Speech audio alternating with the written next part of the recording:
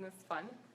Facebook living this, like while we go through this. Who's excited? I am. Yay!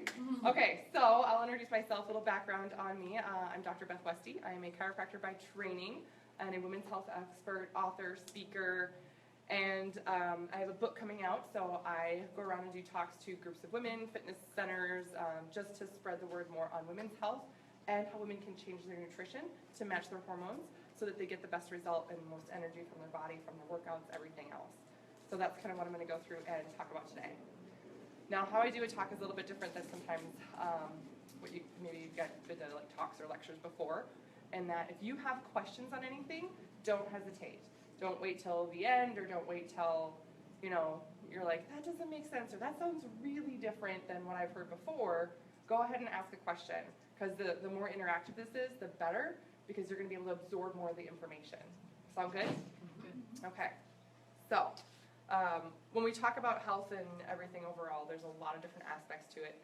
So I'm going to just focus on nutrition and talking about how to match your nutrition for your hormones to get the most out of your body. This is a sort of a different way to eat and to focus on what you're doing. So it's actually more Eastern medicine based. I'm certified in acupuncture and studied Ayurvedic medicine for years. So it's going to sound a little bit different, but it's super fun. So when I start and talk about women's hormones and nutrition for your hormones, I always do a little recap on hormones just because sometimes women need a little recap. Or what we've learned in school is not necessarily very thorough. So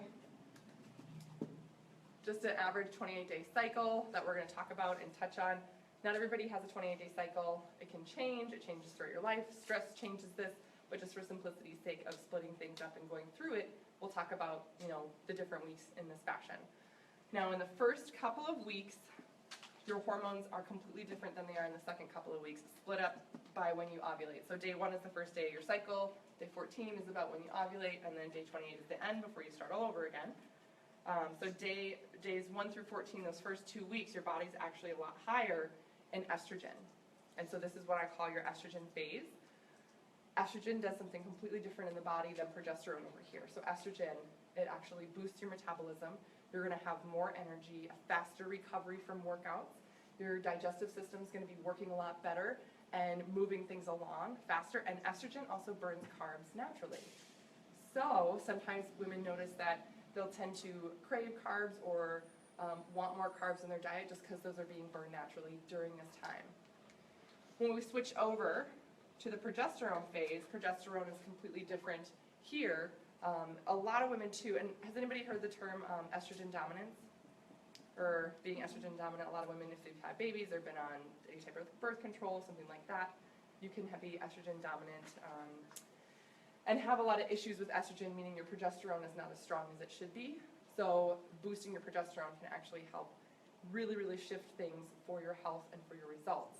Meaning, progesterone now, it's going to slow down your digestive system more, but progesterone burns fat naturally. So there's different ways that you can eat and things you can incorporate to boost your progesterone to get into that fat burning mode a little bit more, which is exciting, right?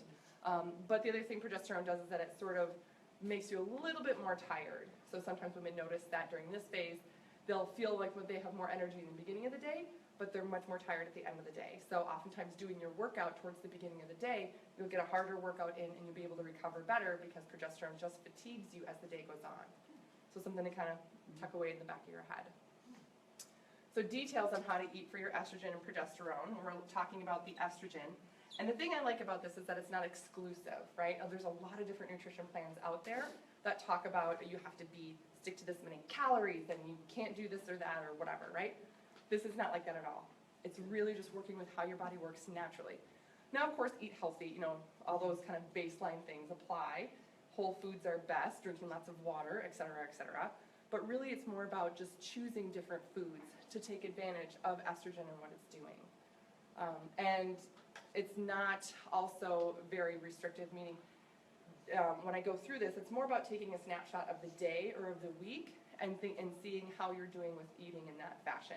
It's, if you're eating something that doesn't match with estrogen for lunch, is it going to ruin everything? No. As long as you're doing things throughout the day that kind of match with estrogen more, then you're going to be still working with estrogen better. Does that kind of make sense? So there's some, I've heard from a lot of women where they're like, I went on this plan and I had this trainer and then I had a wedding and I ate one bite of the cake and then the trainer said I ruined everything for 3 weeks and oh, I'm so upset. And I'm just like, oh, come on, a bite of cake, you know.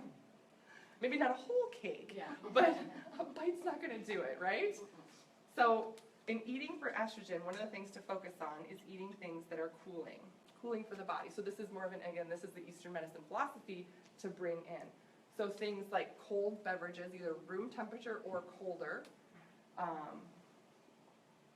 like iced water, are going to really help to cool the body down. If you're having coffee in the morning, caffeine is a little bit warming, but again, a cup of coffee, again, isn't going to ruin everything, but have it iced. Have an iced coffee. Yay. Also, in terms of protein sources, meat and everything, so chicken, turkey, fish. Those are all very cooling for the body. I am a terrible writer sometimes. And then raw fruits and vegetables are going to be fantastic during this phase as well. Again, your digestive system is going to be working better. You have more active digestive enzymes during this time, so your body can break down the fibers in the raw fruits and vegetables easier during this phase. So that's going to be more cooling. And then avoiding dairy as much as possible, because that's more of a warming component, and avoiding spices. So does that kind of make sense?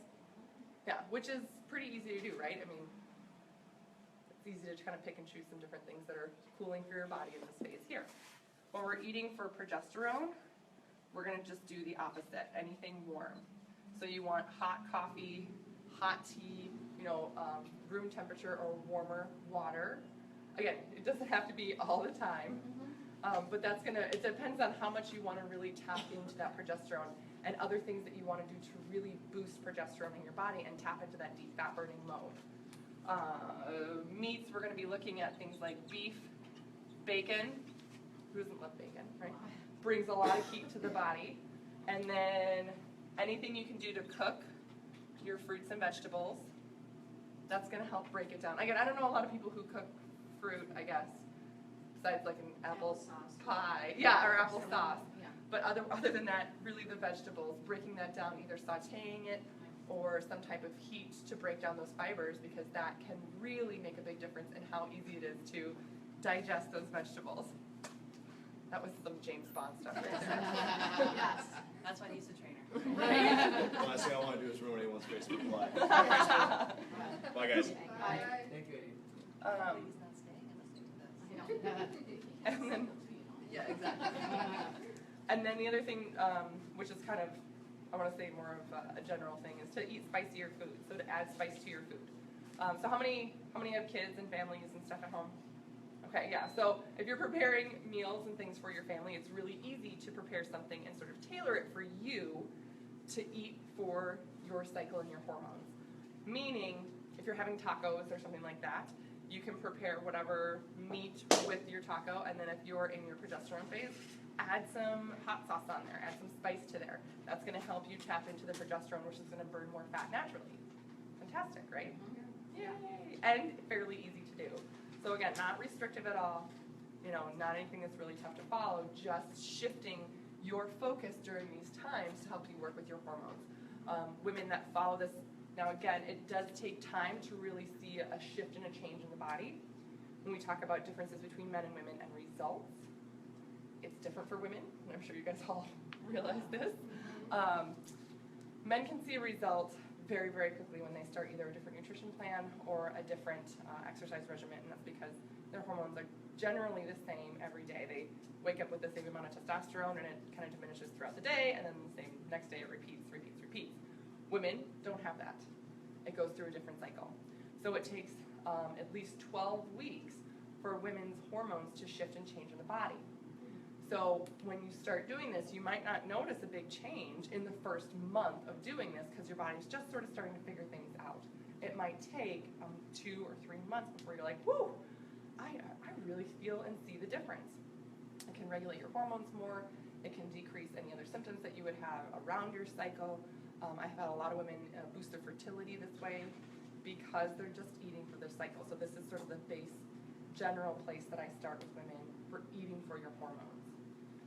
How do you how do you figure out what your baseline is? So like you said, you're more estrogen dominant. Like how do you find out what your levels are? Yeah, so you can get a blood test, but sometimes excess hormones, especially if you've had kids or excess stress, extreme stress at some point in your life, that excess hormone and cortisol is a stress hormone as well. They can get locked within your fat cells, so it won't necessarily show as much in a blood test. Okay. But a lot of it's symptomatology, so just how you're feeling. Estrogen dominance is, which can be also thought of as some other things, which is why it's tough to pinpoint for women. But it can be fatigue, brain fog, weight gain, inability to lose weight, all those things. And then, I'm not sure if you've ever read any articles or seen things about like women drinking from plastic bottles or the phytoestrogens, things like that, and how they affect the body. Okay, so there's a lot of things out there, or soy, the impact that soy has on the body for women and how it can negatively impact their hormones. There's a lot of information out there kind of around estrogen dominance. I wasn't really planning on diving into that today, but it's very, very interesting that a lot of women will have issues with their hormones and getting their health to turn around and to achieve the results that they want to see, meaning I'm exercising really, really well, my diet is pristine, I am eating so clean, so healthy, and I'm not seeing any result. What the heck is going on? What's going on is that they're estrogen dominant and they're just not able to work with their hormones as well to get the result that they want to see. Does that make sense? So boosting their progesterone helps. Sometimes women will do a progesterone cream or something like that to help kind of balance that out. And you do a progesterone cream on your skin to boost your progesterone, and you do it during certain times of the month. You don't do it all the time, right? Again, you're fitting it in with your cycle. Same thing with your food. You can match your food for that as well. Just everything helps to work with the body. So if you have like a hysterectomy or something like that, does that affect or with your age? Like if you're 50 and I have a hysterectomy, and so which side does it?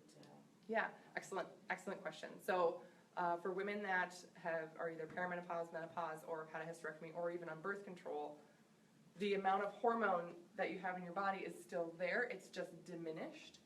So you can still work with it. For some women, it's just sort of, if you haven't followed any plan like this ever, you can kind of start wherever and establish this over time with your body.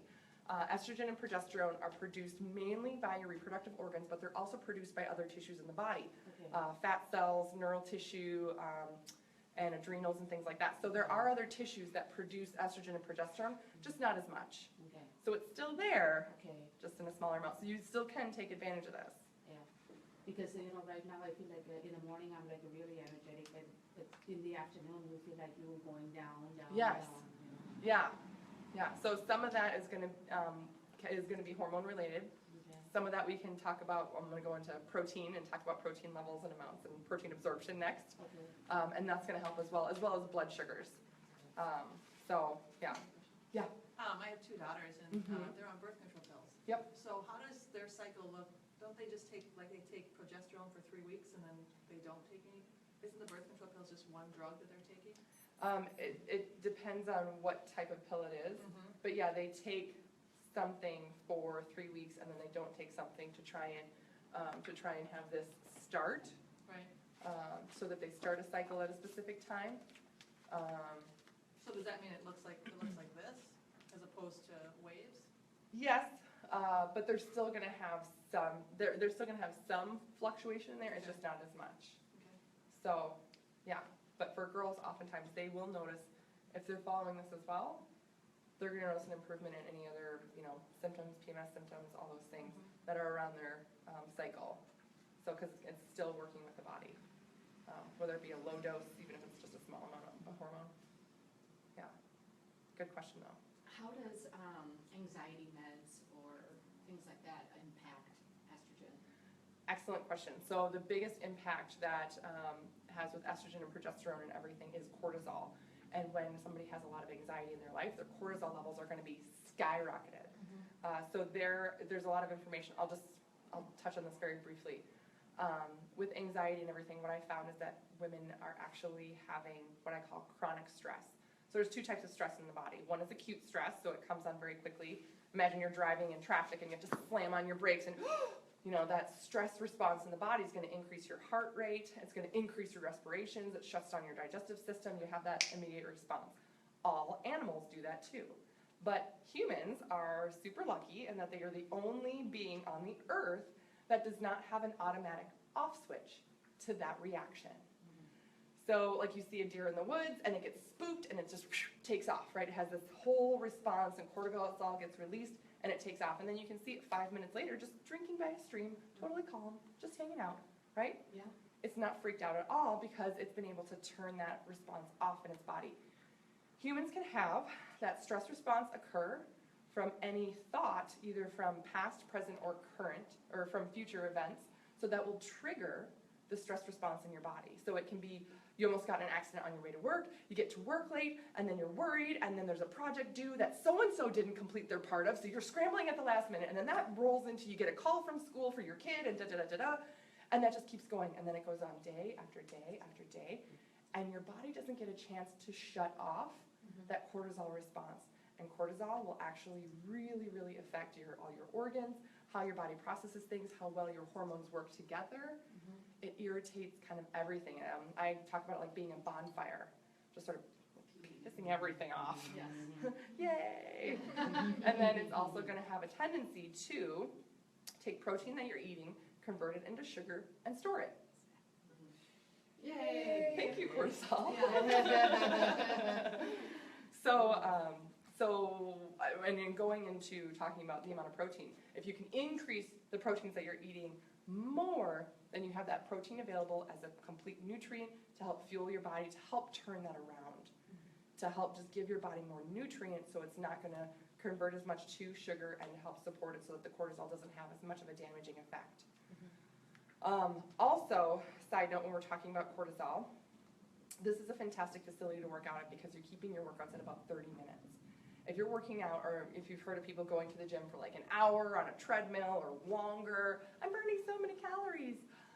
Okay, or you're just setting off a lot of cortisol in your body, and then it's having the opposite effect of what you want. Meaning women who are like, I've been going to the gym a ton, I'm working out a ton, 2 hours a day, and they're not losing weight. It's going to do the opposite because their body's going to see it as an extreme stress mode on top of all the other stress that they have in their life, and they're not able to come out of it. So little things that you can do while you're working out before and after are to make sure you're not only getting enough water, getting proteins in, but also there's a lot of different things out there where you can get branched chain amino acids. That's going to really, really help your body recover and not have cortisol be released as much and have that negative effect on your body. So you'll notice that, oh yeah, okay, I'm having some branched chain amino acids either during or after my workout. I'm recovering faster. I'm able to work out harder next time.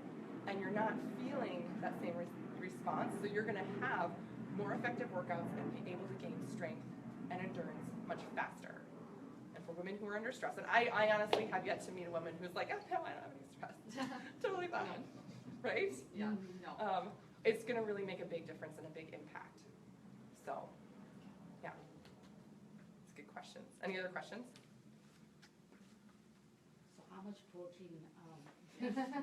So how much protein should we be shooting for? What are we, let's talk about the protein aspect of it. Vegetarian. So fun. So I recommend women eat frequently throughout the day. And I'll break it down into 5 meals, mini meals, snacks, that type of a thing. Just because it's easy to do. And that way, say you're eating a breakfast, lunch, dinner, and then you're adding in 2 snacks, then you're going to be getting in, say, 5 meals. That's really, really important to help boost your metabolism. And also when we talk about cortisol and the other hormone effects, when you're eating that frequently, you're teaching your body to burn more fuel. If you're going longer than 4 hours or more without eating, then it's actually doing the opposite of what you want it to do, and you're slowing down your metabolism. And it's because of how fast your body burns the fuel that you eat. So all food is divided into either proteins, fats, or carbs. Yes? Okay. And we'll talk most about the proteins, but when you're getting really hungry, like that hangry, like, oh, and I was going to say, do you want to hand out snacks right now? I forgot about that. Because we brought snacks. Now that I'm thinking about it, you guys worked out, you should have a snack and replenish your bodies a little bit, right? So these are what I call, I made protein balls, energy bites, all these things, right? Yeah, and the recipe that I have is very specific for post-workout, so they're chocolate peanut butter, and there's about 2 grams of protein per ball, even though they're small. And the key with them is that it's peanut butter, a little bit of honey, and then protein powder. And then I actually put in a scoop of chocolate greens. So there's greens, powdered greens.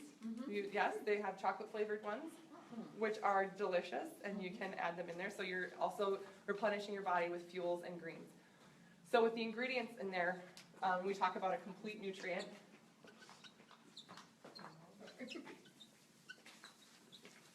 So seriously, have as many as you want. They're good. Well, it's that, you need that fix, that chocolate fix too. Yes. So proteins, fat, and carb, and these are fantastic. So I'll go through using these as an example for a complete nutrient that teaches your body how to burn more fuel efficiently. So you're going to be, and it sounds crazy when people are like, oh yeah, I'm doing this thing where I'm eating more and I'm losing weight. Oh, and you're like, what? That sounds like a lie. It's because you're fueling your body differently and boosting your metabolism. If you're not following these kind of key points, then you're missing the boat and your body's not going to see it as a complete nutrient, and it's not going to have the same result. So for protein in there, there's the peanut butter, and then there's the protein powder. The greens in there are just in there for extra nutrient, and it helps replenish your body after a workout as well. Fat, there's fat in the peanut butter. There's carb. There's a little bit of honey. Some recipes that you can find on Pinterest or online or something, they talk about using like a cup of honey, which I think is a little excessive. So I use about a cup of peanut butter, like an eighth to maybe a quarter cup of honey, and then I use about a quarter cup of oats. And I use gluten-free oats, just for a little texture in there. And that's your carbs. So what this ends up being per protein, there's about 2 grams of protein there, and then there's about 1.5 grams of carb. So Is that what peanut butter is in there? Is it like Skippy peanut butter, or is it? It's organic Costco peanut butter. Yeah, so there's no sugars in that as well either on its own. So little things to watch for. If you are using whatever type of peanut butter, you want to make sure that it's just peanut butter. Otherwise, you're going to be adding to the carb amount. You want to keep your carbs and your proteins at about the same or a little bit less carb if you're trying to boost your protein numbers.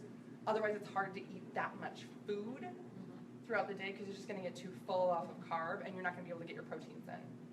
And when you're trying to boost your lean body mass and lean out or lose weight, all that stuff, top load with protein. So complete nutrients, proteins, fats, carb, and eating every 2 to 3 hours to really teach your body to burn because your body's going to go through and burn carb first, like within an hour. So if you know somebody who's, oh yeah, I had a smoothie or something, but they're hungry like 30 minutes later, it's because they didn't have anything else, any protein or any healthy fats in their protein shake or in their smoothie or whatever. They just put like fruit in there. Yay! All sugar. Your body's going to burn through that and then be hungry. So after burning through carb, your body's going to burn proteins, and that you're going to notice you're going to get fuel from that for 2, maybe 3 hours. From healthy fats, you're going to get energy from that for up to 4 hours. So that's why if you get past that 4-hour mark, your body doesn't have any more fuel, and then it sees that it's hungry, and it doesn't have the energy, and that's when it's going to slow everything down, slow down your metabolism to wait for your next meal.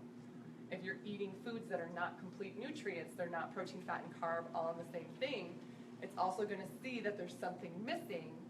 So again, slowing down your metabolism to wait until it has those nutrients to speed up. Does that kind of make sense? Oftentimes with just switching and making sure your meals and your snacks are complete nutrients gives you more energy, gives you energy throughout the day, all those things, because your body's recognizing, hey, I have these great nutrients available. Yay. Okay, that makes sense? Yeah. Okay.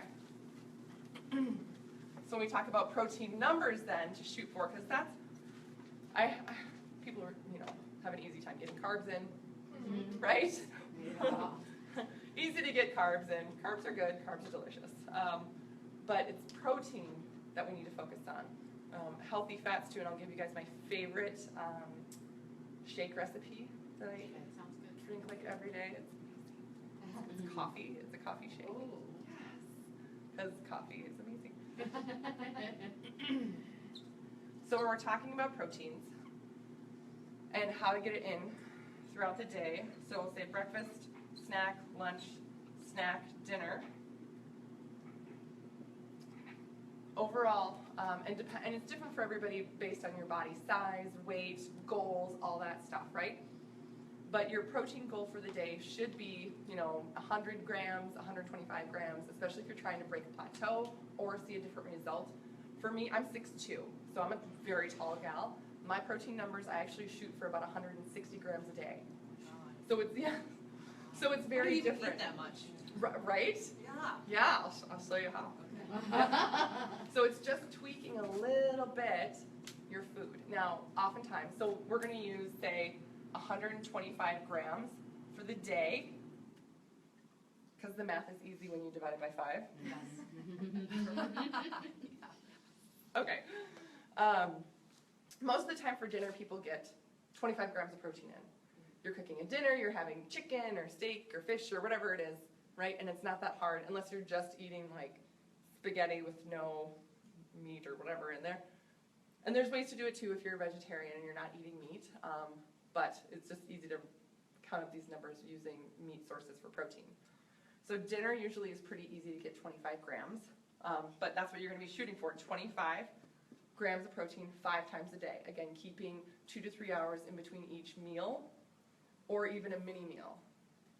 Oftentimes when you start doing this, the first week you're going to be like, whew, I feel full. Oh my gosh, yep. Because your body doesn't know and not used to getting those complete nutrients and getting that kind of protein in. Once your body gets that in your body and your metabolism speeds up, you're going to be like, holy crap, I'm hungry. I can't wait for my next meal. And yes, that's a great sign because now your metabolism is really speeding up. So 25 grams of protein about 5 times a day. Dinner, I won't go into it as much because, again, people usually get it. But for breakfast, say you have I'll have eggs and toast for breakfast. That's healthy, right? Eggs are healthy. Well, if you're actually adding things up, an egg has about 6, maybe 7 grams of protein in it. So it's really not that much. So if you're getting a couple of eggs, maybe average, you're getting about 13 grams of protein from those eggs, right? What about whites, egg whites? Egg whites is about the same too. So you can have egg whites, but that would be the thing. If you're having 2 eggs and you add in 2 egg whites, you're going to be getting to that 25 number, what you're going to be shooting for per day. 25 grams. There. But if you're like, ugh, I don't really like eggs that much, how do I do this? Having a couple of eggs and then say half a cup of Greek yogurt. So just adding that, and you can still have your eggs and toast, but then adding in a half a cup of Greek yogurt. Again, check the labels, because sometimes Greek yogurt, if it's flavored, has a lot of sugar, and that's what you want to avoid, really, especially if you're getting your carb from the toast. But adding in that Greek yogurt is going to boost, say there's about 10 grams of protein then per half cup, boom, you're already then at 23 grams of protein, so pretty close to that 25. Makes a huge difference. Snacks, a lot of times people will say, oh yeah, I'm having some, carrots and hummus or something like that. Okay, hummus doesn't really have that much protein per serving. There's about 2 grams per serving. So just kind of become more aware of, yes, it's healthy. Oh, totally a healthy thing to eat, but you're not really boosting your protein that much.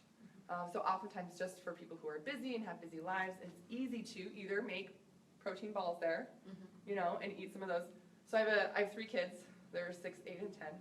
My 10-year-old son will take a handful of them, squish it into one big ball, and be like, oh, Mom, it's just one.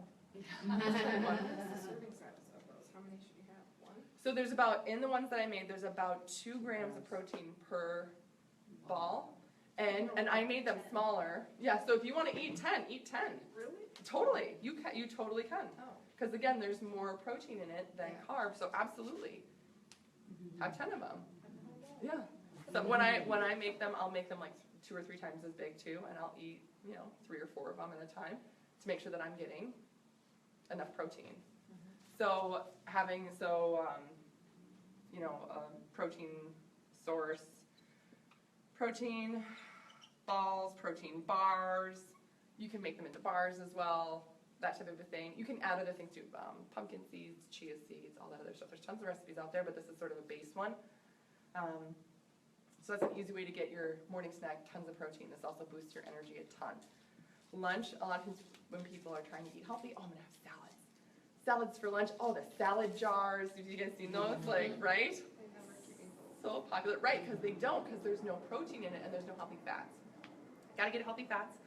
So having some type of, like an olive oil is pretty healthy. Getting a couple tablespoons of olive oil as a healthy fat in there for part of your dressing, like balsamic vinaigrette or whatever. Great way to do that. And then making sure you're getting at least a half a cup to 3/4 cup of chicken. Then you're gonna be getting 25 grams of protein. So you're looking for like a handful of like chicken cubes or whatever. And adding that in with your salad, great way to boost your protein. So yes, you can still have salad or whatever, but just make sure you're adding the chicken in. And it's not just like a little sprinkle, it's like a ton of it. Can you also give us up for the vegetarian, the substitution for the protein, please? Yes, so for people who are vegetarian, it does look different. A lot of times I'll say substitute quinoa in with things because there's a lot more protein in quinoa. Yeah. And then nuts, you gotta go heavier on the nuts. Specifically, almonds are higher in protein, peanuts and walnuts. Cashews are okay, but they're not, and pecans are not as high, but sunflowers. Okay, So having like handfuls of those in your salad, okay. great way to boost your protein that way. How about cottage cheese? I use cottage cheese. Yes, cottage cheese, just like Greek yogurt. Yes, so you can have cottage cheese on your salad as well. Actually, one of my favorite dressings. Warming? Dairy is warming? Mm-hmm. Okay. Dairy's warming. One of my favorite dressings is actually taking cottage cheese and blending it in a blender, and you just add like ranch powder, Oh, Oh my gosh, oh, yeah. man. right? Okay. So if you just use cottage cheese, you can make it thick like a dip. Yeah. So it's tons of protein. You can sit there and eat like veggies and dip all night. But it's cottage cheese with the ranch powder, which you can get at the store. Yeah. And if you want to use it as a dressing, you can just thin it out with a little bit of water to make it pourable. Oh, Okay. Pourable? That's a word, right? Yeah. Anyway, so another way to get more protein in with what you're doing, just switching up your dressing a little bit there. Okay. Yeah. Other snack, again, talking about either a protein bar, protein shake, something like that that you're really boosting, again, your protein source. And I talk about that, these easy things, because otherwise you can do it with whole food. You can have, you know, another source of protein here. You can have like a fish sandwich or something, sure. It's hard to prepare that much food. Spend like a whole day out of the week meal prepping, and some people do, and there are services out there that do meal prep for you. Great. But just to start off, play around with these things on your own to kind of figure out, okay, this is what I like, this is what I can do, this fits in with my lifestyle, because then you're going to be successful with it versus kind of struggling against something that just doesn't fit with how you sort of exist in your life. Does that make sense? So again, that's why I talk about like a protein shake or something like that. Just quick, easy, on the go. It's not going to take a ton of your time. Again, as long as you're getting enough protein in there to match to get your numbers for the day, then you're going to be doing it. And then for dinner, again, whatever a healthy meal is going to be. But again, protein, fat, and carb for all these meals is what you want to include in. So that's a really easy way to sort of split it up for the day. So you're hitting your numbers, getting to your results, and this alone, even if you don't eat for your hormones in your cycle and everything else, this is going to boost your metabolism a ton and help you break a plateau if you've been struggling with a plateau. Yeah. Yeah. This alone right here is going to just, because you're boosting a lot of your protein. Make sense? When you talk about shakes, do you know anything about Shakeology? Mm-hmm. That's a good source of. So when we, so there's a lot of different brands of stuff out there, and I'm not going to say it's not a good source. Just looking at labels alone, you want to make sure that you're getting the right numbers. The Shakeology itself per serving is only about 16 grams of protein. So one serving is not going to get you these numbers. So is it better than nothing? Else with it, or Yes. Yeah, pair it with something or double up on it or something like that. Otherwise, again, you're going to be hungry sooner, and it's not going to help you get past the plateau. I have a lot of Shakeology. I did the 21-day fix, so. Yes. Yeah, I get that question a lot. Yeah, so double up servings. Yeah. Yeah, you're not going to go wrong with it because you're going to be really boosting your protein. You because then you'd be like, oh, look, I'm getting like 30 grams of protein. Woo! Mhm. Yeah. Oh, you could also use it. I'm going to show you my favorite shake recipe. My favorite is the chocolate with peanut butter in it and a banana. Mm-hmm. So, so good. Okay, so protein shake size. This is a coffee shake, and this is actually the way I like to start my day every day because it includes coffee. I don't know if you guys really love coffee like I do, but I didn't used to. And then after I had my second kid, I just couldn't exist without it. And we'll talk about, specifically to start your day in the beginning of the day to help level your blood sugars out and give you more energy throughout the day, a couple of tweaks to this that you can make. So coffee, first off, starting with, and you can use a cup and a half of coffee, and I put it in a blender bottle or Brewed coffee or ground? brewed coffee. So I do French press, because that's what my husband drinks, so, which is really strong sometimes. But yeah, whatever type of brewed coffee. It's helpful if the coffee is warm, that's a tip, because you want it to melt the coconut oil that's going to be in it. But if it's hot, it will explode in a blender. Oh. Learned that one. That gets messy. So just warm is sufficient. And then we're going to add coconut oil to it. Coconut oil is fantastic. And a tablespoon or two of coconut oil is going to help give you more sustained energy. And it actually has been proven to level your blood sugars out throughout the rest of the day. So if you notice that increasing your energy or working out or you're pushing yourself harder and you're like, oh, I'm really starting to get famished in the middle of the day, what's going on? Oh, how am I going to combat this? Up your healthy proteins in the morning, or up your healthy fats in the morning, and it helps to level that out amazingly well. So coconut oil, you can do this if you also enjoy, I use grass-fed butter sometimes. So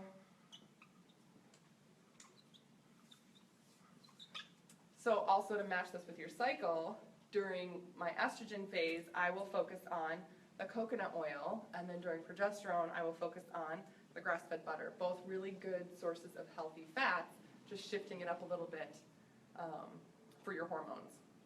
And anywhere from 1 to 2 tablespoons. Where do you get coconut oil? You can get it anywhere. Grocery stores have it. Like in the oil section? Yeah. Okay. Costco, Hy-Vee. God, I love Hy-Vee. Oh my God, go. It's amazing. I'm like There obsessed isn't with anything it. you can't find. Right? Find anything there. You have Target, Sam's, you can get it for, and Sam's you can get a big one. Yeah, if you haven't used it a lot in cooking yet or baking or anything like that, start with a smaller jar. Otherwise, you'll get this huge thing of coconut oil and you're like, geez, what do I use Do it you use for? it instead of vegetable oil or olive oil or? You can, olive oil is still a good healthy fat, but coconut oil is really, it's a very big anti-inflammatory as well. And with women and stress and all that stuff, I like the extra added anti-inflammatory property of coconut oil. Yeah, plus I have tried olive oil in this and it's a little weird. It is, right? It's a little weird for the coffee flavor.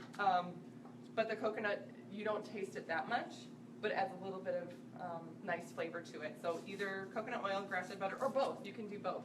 A tablespoon each. It's great. Again, so warm so it stays melted, so it doesn't get chunky. If it's cold coffee, it will chunk because the coconut oil is solid at a cooler temperature. And then my favorite is chocolate protein powder in here. You can use vanilla, and it makes it like a latte, but then you're shooting for whatever protein number you're looking for. So again, if you're looking for the 25 grams of protein, make sure you're getting 25 grams of protein powder in here because this is your protein source. I will shoot for 35 for myself. You know, at least 35 grams of protein right off the bat in the morning. So that would be the only thing, is to really make sure you're getting the right amount there. And then adding some type of, like a little bit of almond milk, coconut milk, something else to make it a little foofier, and just kind of blend it. And it really does, it tastes like a latte. It's amazing. You can, you know, I think they have some pumpkin proteins out right now, which makes it like a pumpkin latte. Oh, yeah, really good. And you can also add in spices too. So if you're getting like the vanilla, if you use a vanilla protein powder and add in like pumpkin spice stuff, that does bring out a little bit of pumpkin flavor. You can add like just a scoop of actual pumpkin in there too. Great, pumpkin spice latte with high protein, healthy fats to kick off your day. So you get actually more energy from your coffee. So a lot of times people who switch over to drinking a coffee shake like this, you actually find you need less coffee throughout the day because there's a lot more information out there on this. But basically, because of the healthy fats mixed in with the coffee, you get more energy from the caffeine in this coffee when it's paired with a healthy fat than just on its own. So fantastic, fantastic way to boost your energy. Having these healthy fats in the morning levels your blood sugars out. You're not going to get hungry throughout the day. You're not going to have that really big crash in the afternoon from your blood sugars crashing. Yeah, and sorry, it's messy. But I can also post in the event group. I can post this because I have a nicer picture of this. But this is a fantastic way to start your day every day. So when we talk about the breakfast, snack, lunch, snack, dinner, whatever, I actually have this. That's my breakfast. And then for my snack is where I'll eat breakfast foods, because I love breakfast, where I'll have my eggs or a breakfast burrito or something like that. So, yeah, because you're getting a ton of energy this way. Oh. All right. I don't want to go over time too much, but does anybody have any other questions? What brand of chocolate protein powder you normally? It depends on what you're kind of looking for. Some people, again, this can be made completely dairy-free as well for people who are have dairy issues. So you can use like a pea or hemp protein. A soy protein is not going to be as bioavailable, which means you're not going to get it. So say you're getting a protein source. That's the one thing I warn against for people. If you're going to get a protein at the store, you got to be really careful that there's not any fillers in it. It's really easy to make a cheap protein, throw it in a canister, and throw it on a shelf in a store. And you're thinking, yeah, I'm getting all this great stuff. There's a lot of fillers and other additives in it that actually blocks the absorption of the protein for you. So you're working against yourself there. And if it's soy-based, you're not going to be absorbing that much protein because it's just not as bioavailable. So pea proteins and hemp proteins for plant-based are the best way to go. Very bioavailable. And when it says something like 20 grams of protein on the container per serving, per scoop, you're actually going to be getting closer to that number. So no soy-based protein. Yeah. Soy is also the #1 crop exported from Minnesota. Yes, so soy is huge in the state of Minnesota, but for human consumption, it's really tough to get those numbers of protein, especially when it's been processed so much to make it into a protein powder. Yeah, your body just doesn't recognize it, doesn't absorb it. Even if it says it on the label, that doesn't mean your body can uptake it. What about tofu?